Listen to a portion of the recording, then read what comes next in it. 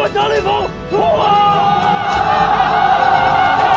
！1947年5月13日到16日，在山东一个叫孟良崮的地方，国共双方72万人，在3天3夜里决一死战，成败瞬间定江山。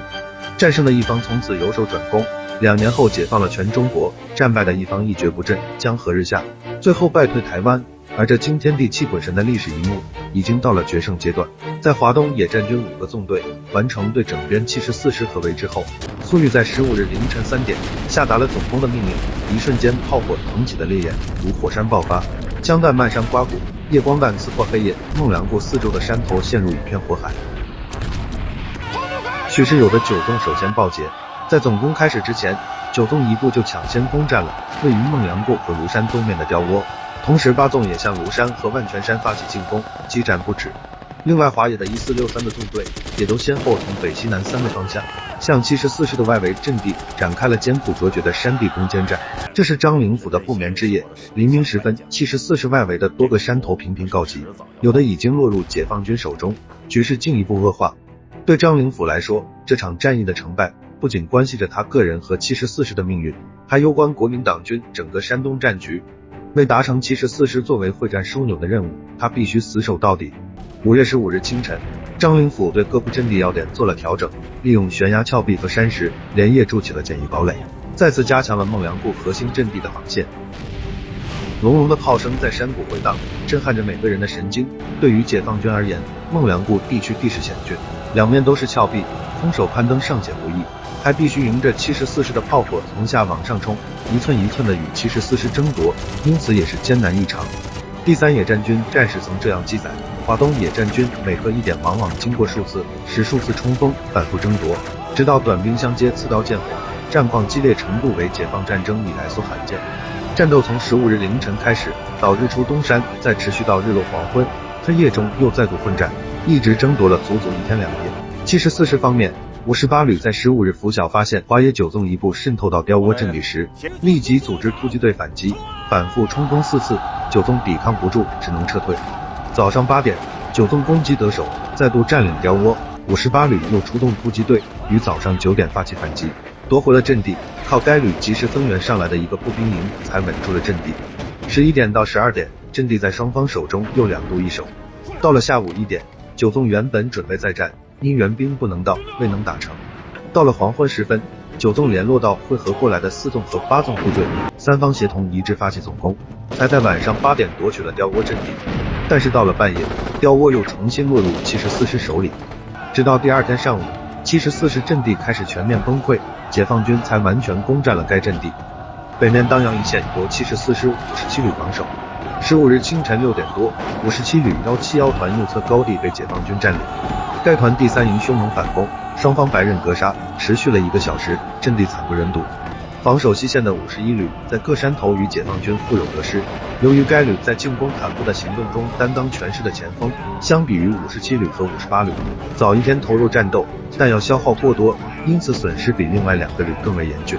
然而粟裕根本不给张灵甫喘息的机会，总攻命令一个紧接一个。凌晨的第1次总攻没有击垮74师的防线。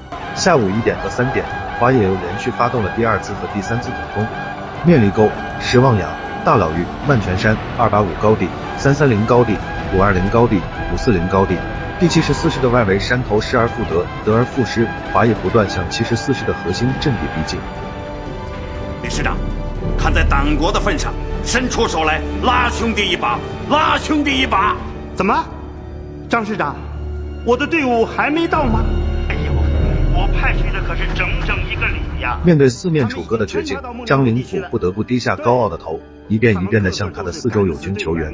而此时的李天霞作为张灵甫的侧翼，却是徘徊不前。面对上级和张灵甫的再三要求，李天霞还是开了空头支票。请张师长有足够的耐心，等待兄弟为你创造的奇迹。那就多谢了，李师长。本师长爱兵如子，怎么能让弟兄们为张灵甫去送死呢？转眼间李天霞就变了卦。几天前他由于作战不利，刚被撤销了纵队司令官的职，据说还是张灵甫告的状，他正在气头上。现在他的部队又遇到了华野的阻击，就更没理由为张灵甫拼命了。而说好的一个旅，实际李天霞只派了一个连的兵力，携带一部爆化机，冒充吕布番号向张灵甫靠近，而把83师主力在大关庄和张庄集之间兜了3天圈子。只是这一情况，张灵甫至死都蒙在鼓里。李天霞的部队连影子都看不到，张灵甫只能把希望寄托于右翼的黄百韬了。况且名义上张灵甫的74师刚划归黄百韬的第4纵队指挥，要是74师真出了事，他黄百韬怕是难脱干系。也正因此，他及时增派了一部分兵力，才使得华野一纵在天马山的阵地出现了全线告急的凶险场面。当时一纵司令员叶飞已经把纵队大部主力拉去孟良崮，加入了对74师的总攻，60多公里的防线上只留下4个团的兵力。跟我一起拿下天马山！冲！黄百韬总算开始出力，他的25师整营整团的向一纵第1师把守的山头发起连番的进攻，在5月15日下午已经攻占了富府山和蛤蟆渡。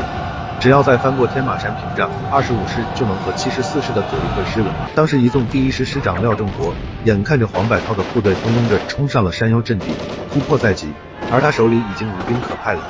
就在这千钧一发之际，戏剧性的一幕发生了，本应去孟良崮参战的华野4纵的一队，恰巧在廖正国指挥所附近的山沟向东跑步经过。廖正国不管3721，拦下那位营长自报家门，向硝烟弥漫的天马山一直说，天马山阵地的得失关系重大，如果敌人打通联系，全局皆输。那个营长考虑了一下说，为了整体利益，我们执行你的命令。正由于这个临时营的加入，黄百韬见突破无望，在黄昏时分退兵了。我们何止落到山穷水尽的地步？得知援军的战况，张灵甫的心都凉了，他流露出了少有的沮丧。傍晚时分，黄百韬来电询问74师的情况，张灵甫几乎心如止水，他明白大势已去，表示援军再晚一步就来不及了。黄昏过后，沸腾怒号的阵地暂时陷入了沉寂，饥饿疲惫的74师官兵横七竖八歪倒在山岩之间喘息。然而有一个更为棘手的问题，连日来孟良崮骄阳似火，山上的泉眼干枯，而唯一的池塘也被华野9纵夺取，死死守住。没有水不仅折磨人，还影响到了武器。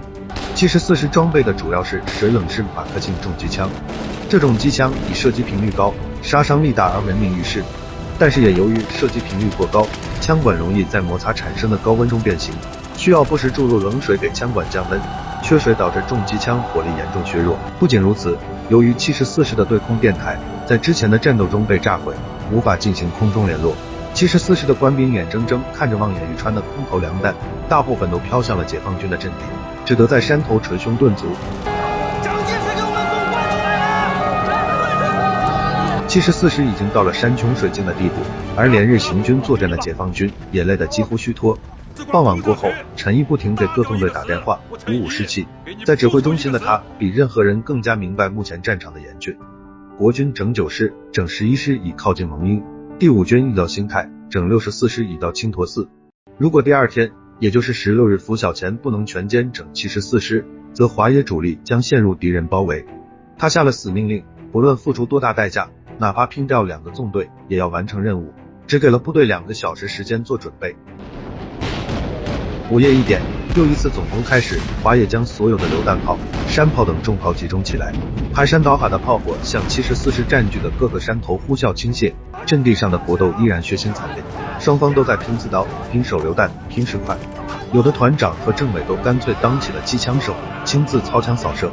自总攻一开始，粟裕几乎每隔5分钟就打电话给叶飞，他的电话甚至打到了团1级，直接向一线的团长们查问进展。战斗进入白热化，直到东方渐亮，74师还在居高思抗。1947年5月16日，身处徐州的蒋介石眼看74师这支御林军大难临头，也急得六神无主，他再次向外围的10个整编师发出了最严厉的督战手令。此为我军歼灭共匪、完成革命唯一之良机，如萎靡犹豫、贻误战机，绝不宽容。第1兵团司令官汤恩伯也向所属各部发出几电语去近乎哀求。在蒋介石和汤恩伯的严令督促下，国民党外围10个整编师的增援部队都疯狂地向孟良崮地区攻击前进，与华野外围阻援部队展开了空前惨烈的大血战。同志们，攻城孟良崮，火夺张灵甫，冲啊！山崩时烈，人吼马啸，孟良崮在剧烈的炮火中再度沸腾燃烧，双方血拼的不光是兵力和火力，更是两种意志的对决。张灵甫还在指挥74师做殊死抵抗，但74师已是强弩之末，难以招架四面八方解放军汹涌如潮的攻势。上午7时许，51旅西南方阵地首先被突破，士兵纷纷朝后溃逃。10点多，520高地和540高地相继失守。他在师部与参谋人员讨论后，还想用最后的力量组织突围，企图向黄百韬的25师靠拢。可是山下已经被围成了铜墙铁壁，哪里还能冲得出去？